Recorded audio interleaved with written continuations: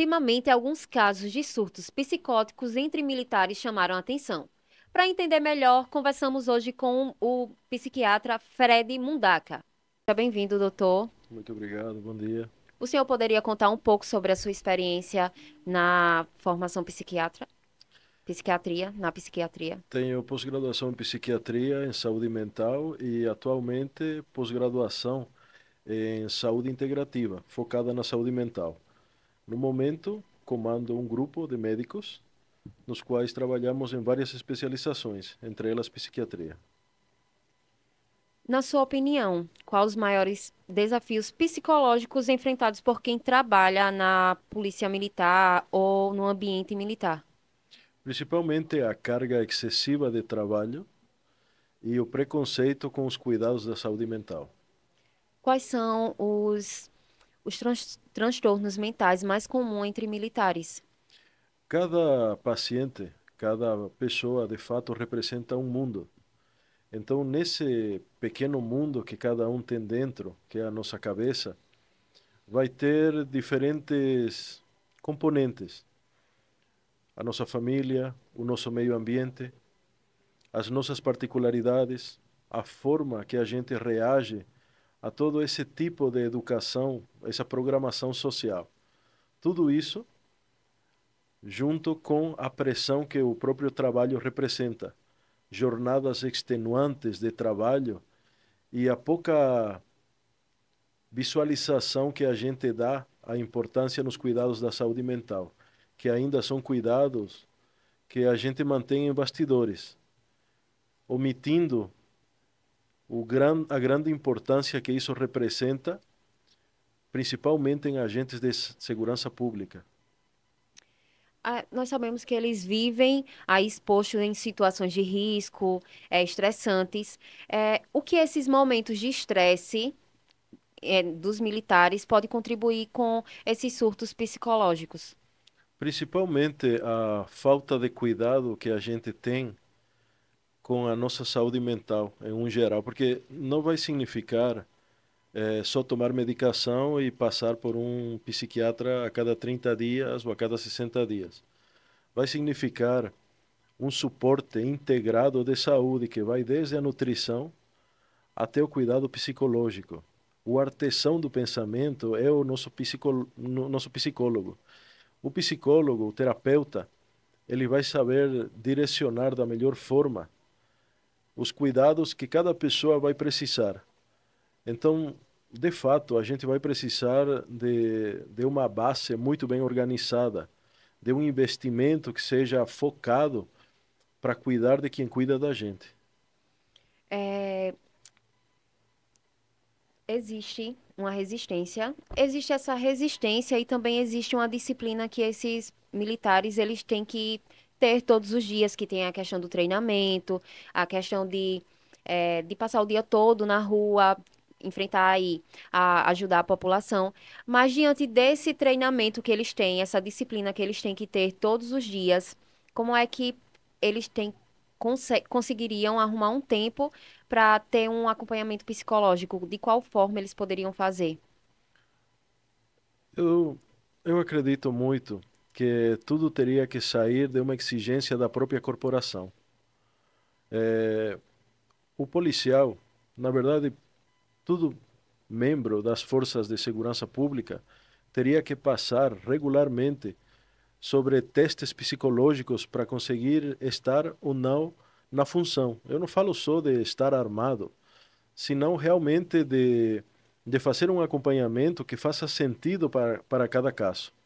Porque a gente vê que, e a gente julga, de fato, que são situações tolas, mas ninguém sabe o que está por trás. A gente vê que, poxa, o policial surtou porque foi negado um crédito, mas ninguém sabe a história que tem por trás, a família que ele cuida, as situações que ele vivencia, a cobrança que todos somos, como cidadãos, por exemplo, a gente vê que a nossa inflação produz uma sensibilização na parte mais delicada do corpo humano, que é o bolso.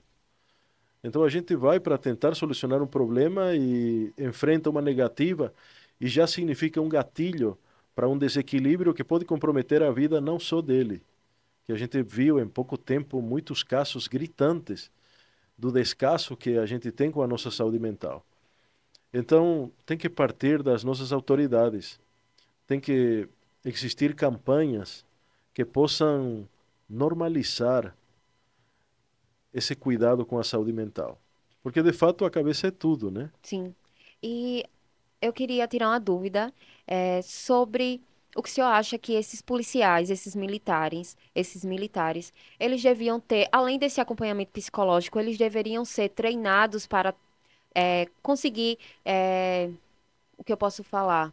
Tratar com as pessoas, com a comunidade que está sofrendo também surto, eles conseguiram identificar.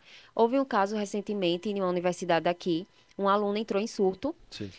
Há relatos que ela era esquizofrênica, estava de atestado, e ela foi fazer uma prova e ela entrou em surto, e a abordagem da polícia militar não foi adequada para uma pessoa em surto.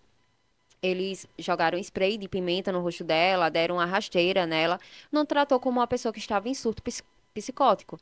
E aí é necessário esse treinamento também para eles saberem como lidar com pessoas em surtos, identificar e o tratamento ser totalmente diferente do que uma pessoa que está cometendo um crime? É porque foi perfeita a sua colocação. Dentro da área da saúde, a gente sabe tratar algumas situações quando trabalhamos em uma área específica, de área de especialista, que é saúde mental. Mas o resto dos colegas não tem aquele domínio e não tem aquele tato para lidar com essas situações. Então, imagina, as forças de segurança certamente não possuem um treinamento específico para isto. Então, conversar entre as forças, tanto da saúde quanto da segurança pública, promover projetos que possam deixar cada vez mais perto a situação gritante que nesse momento significa o descaso com a saúde mental. Eles têm essas operações. Isso pode causar aí um transtorno. Deixa eu olhar aqui, o nome é TEPT, se eu não me engano, TEPT. né? Sim, Transtorno perfeito. de estresse pós-traumático. E aí eles têm essas operações, eles podem ter algum trauma. E aí, como ele é um problema sério, significativo entre esses militares, quando eles têm esses traumas pós-operações ou alguma coisa que aconteceu e eles estavam lá e eles tiveram esse trauma, é complicado, é significativo esse trauma na vida dos militares? O TEPT, o transtorno de estresse pós-traumático, é como se fosse uma cicatriz emocional. Como quando a gente está dirigindo o carro e toma uma pedrada no para-brisa e fica aquele risco. E cada que o sol bate, isso brilha. A gente não consegue esquecer aqueles traumas. E, infelizmente, eh, o número de especialistas em saúde mental é relativamente pouco para casuísticas que significa que a gente precisa, de fato, mais especialistas nessa área. Então, esse diagnóstico específico vai fazer com que o médico de base possa tratar com medicamentos que vão cristalizar o trauma, que são os benzodiazepínicos, o famoso Rivotril, né, o clonazepam e tudo mais. Então, desde o médico de base já precisa um cuidado específico com esse tipo de trauma, porque senão vai virar uma imagem repetitiva na cabeça dessas pessoas. E, por exemplo, um TEPT pode significar um trauma relativamente comum em casa. Por exemplo, falando assim, no meu caso, eu tenho familiares que depois de uma batida relativamente pequena, sem muita complicação, nos carros delas, duas familiares minhas, depois disso elas não conseguiram mais dirigir. Isso é um TEPT. Então, quem dirá sobre policiais que enfrentam violência das ruas, somado a outros tipos de situações que vão agravando cada vez mais e minando a saúde mental deles. Então, é um diagnóstico extremamente complicado. Só para graficar um pouco o que significa isso, um dos países que investe mais em saúde mental dentro dos seus oficiais é os Estados Unidos. E para eles, por exemplo, o TEPT dos veteranos de guerra, a gente acha que um veterano é alguém de 60 anos. Mas um veterano de guerra é um menino de 30 anos que dirige ou pilota um Apache, um helicóptero de 150 milhões, mas em casa acorda na madrugada e começa a dar tiros e surta e acontece tudo o que a gente já sabe que podia acontecer, né, que foi graficado em vários filmes, mas a gente está falando de alguém que custou muito em um treinamento e surta, acontece vários desfechos negativos e no final, nos Estados Unidos, que tem um orçamento infinitamente superior a gente em saúde mental, terminam se suicidando 25 a 27 ex-veteranos por dia. Então a gente está vivenciando a maior crise de saúde mental na nossa humanidade. E isso foi arrojado posteriormente, agravado de fato, pela pandemia. É a pandemia que começou a mostrar que a gente não tem nenhum tipo de cuidado com a nossa cabeça. Sim. E aí, o senhor tem noção se existe alguma resistência, principalmente nos militares, já que eles têm essa postura, né, mais rígida, que está aí para proteger a sociedade, tem uma resistência em eles buscar essa ajuda psicológica? Com certeza. Com certeza. É visto como fraqueza. E, sem ser militares, como homens, muitas mulheres também, eu não vou para o psicólogo, para o psiquiatra, quem dirá para o psiquiatra, é coisa de doido. Então, existe muito, é uma programação social que a gente tem que cria uma resistência a cuidar dos nossos pensamentos. É, é tipo, é uma coisa tão antiga, que geralmente as pessoas mais velhas, quando falam, eu tô bem, tô tendo alucinações, eu tô com muita coisa na cabeça, e aí eles já falam que é falta de Deus. Ah, não, não precisa ir para um psicólogo. Vai buscar Deus, isso é falta de Deus. Você não tá orando, você não tá rezando. E aí, quando. Às vezes tem pessoas que vão para o psicólogo e eles não aceitam quando o psicólogo diz: não, você tem que primeiro passar por um psiquiatra. Tem essa resistência, essa cultura, eu acho que é uma cultura já enraizada que não aceita que nós somos humanos e somos falhos e a gente tem que cuidar da mente e tem essa recusa muito grande. Então, eu imaginei que os militares, por ter essa forma mais rígida, eles iriam recusar mesmo. Uma pergunta, essa pressão deles de estar sempre pronto para ação. Eles estão lá no batalhão e aí chega uma ligação, tem que vir para cá.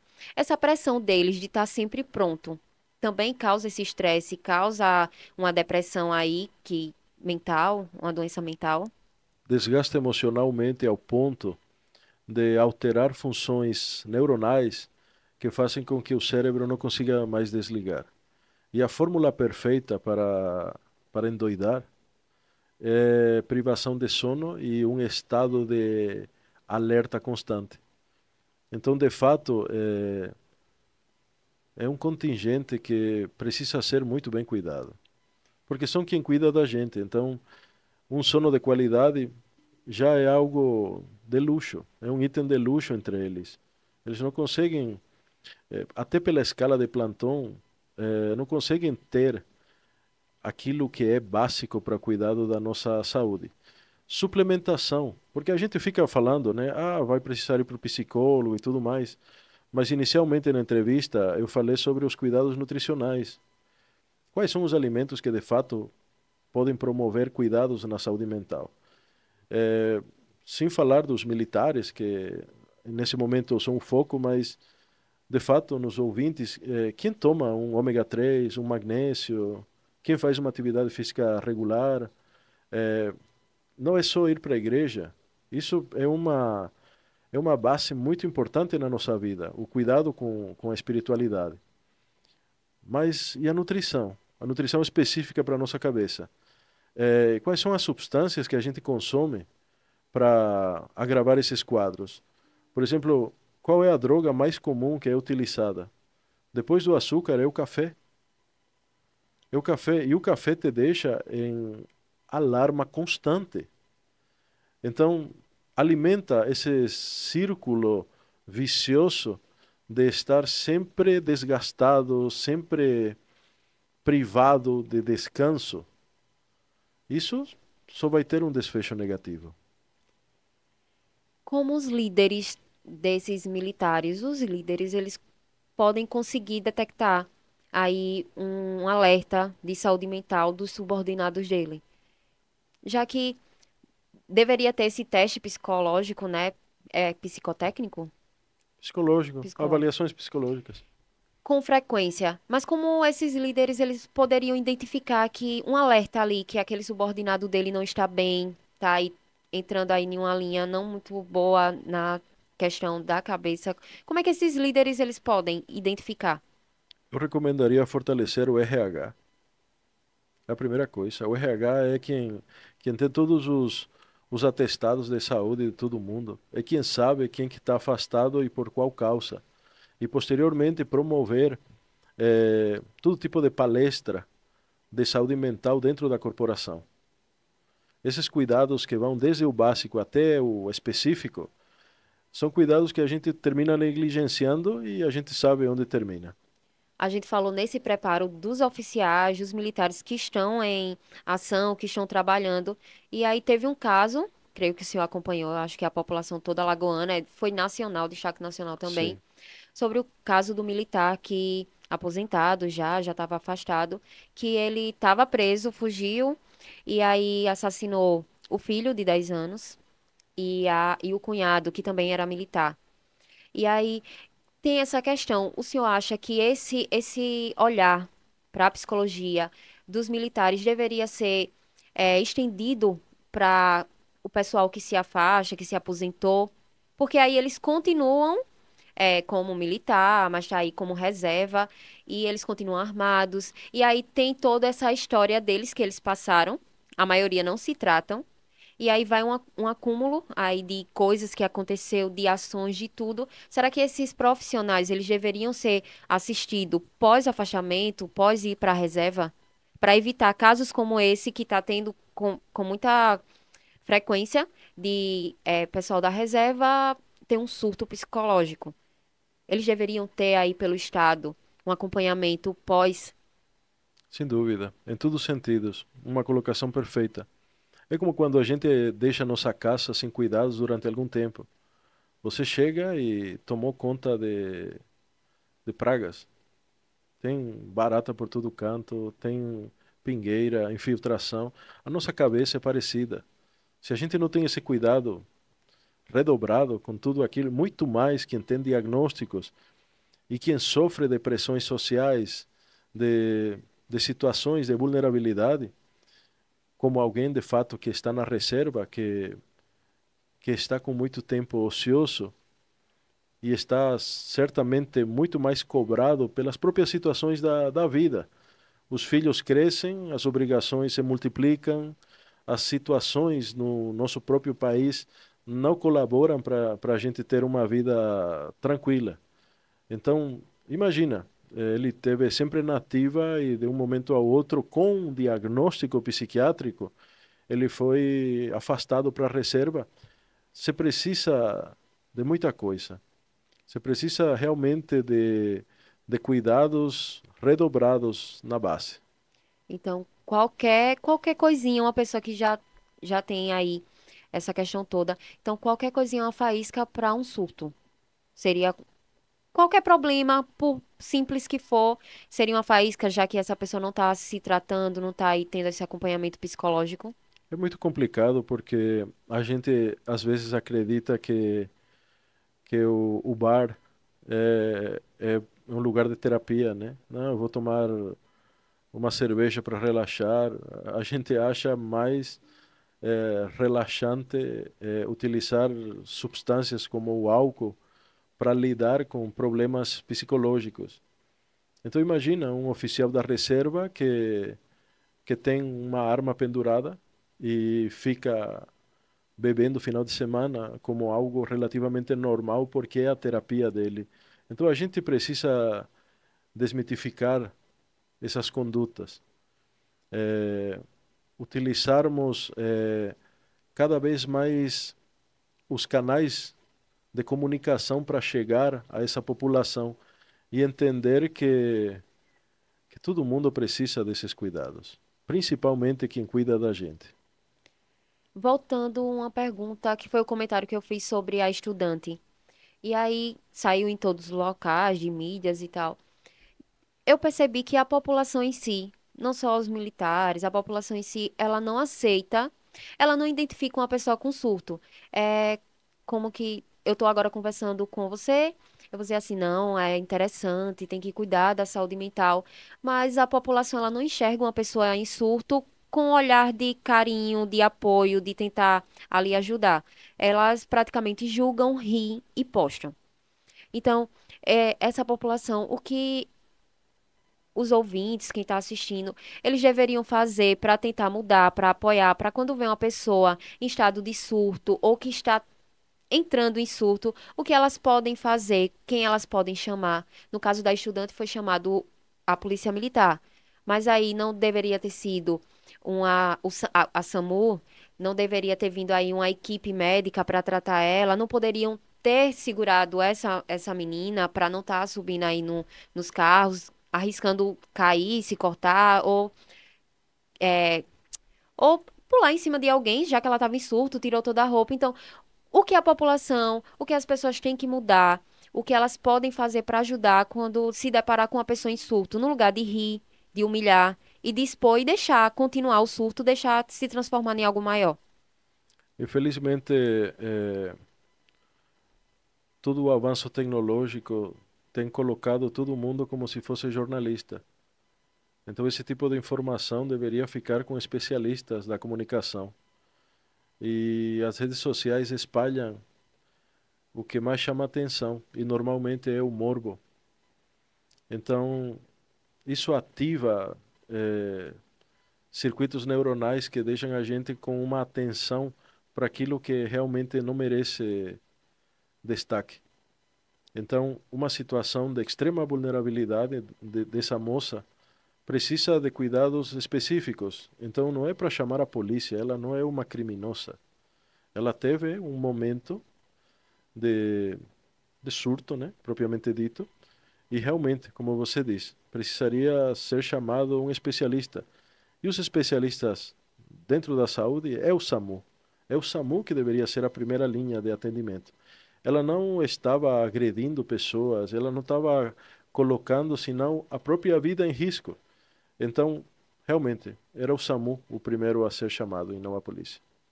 Antes de encerrar a nossa entrevista, eu queria que o senhor deixasse uma mensagem para os nossos ouvintes, para a população, sobre como lidar, sobre tudo sobre a saúde mental. O que o senhor quiser falar, passar essa mensagem para eles, está aberto aí. Lhe agradeço muito pela oportunidade, pelo convite. Acredito que o pouquinho que a gente sabe deveria ser espalhado.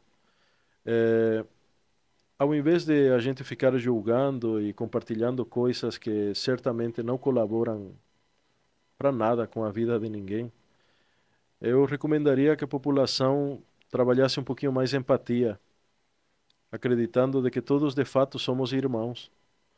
Então, essa moça poderia ser familiar de qualquer um de nós. A mesma coisa o policial na agência. Então, um trato mais carinhoso, mais empático, é, colocar isso como realmente uma urgência que precisa ser tratada com uma empatia necessária. É, realmente, nesse momento, a ignorância nesses assuntos é opcional. Antes a gente não tinha tanta informação na mão. Nesse momento é só procurar nas redes sociais, no próprio Google, ChatGPT, procurar informação de quais são as hipóteses que acontecem, né, com esse tipo de diagnóstico, o que que a gente faz com tudo isso. É muito fácil, vai demorar 3 minutos para a gente ter até uma opinião, sabe? Não muito bem embasada, mas vai ser uma opinião que vai alimentar o nosso conhecimento sobre situações que agora estão cada vez mais comuns. Então, ficaria isso, mais empatia e a procura de informação para conseguir lidar com essas situações que cada vez estão saindo mais a nossa sociedade, que cada vez aparecem mais. O diagnóstico da saúde mental é algo extremamente corriqueiro. Todo mundo tem alguém com TDAH, todo mundo sabe de alguém com quadros de ansiedade que limitou a vida. Os quadros depressivos, com certeza, na família a gente tem alguns. A bipolaridade, uma doença uma condição tão complicada, quem dirá a esquizofrenia? Então, procurar se informar e ter um pouquinho mais de carinho pelas pessoas que sofrem com isso. Muito obrigada, doutor. Nada, eu que agradeço.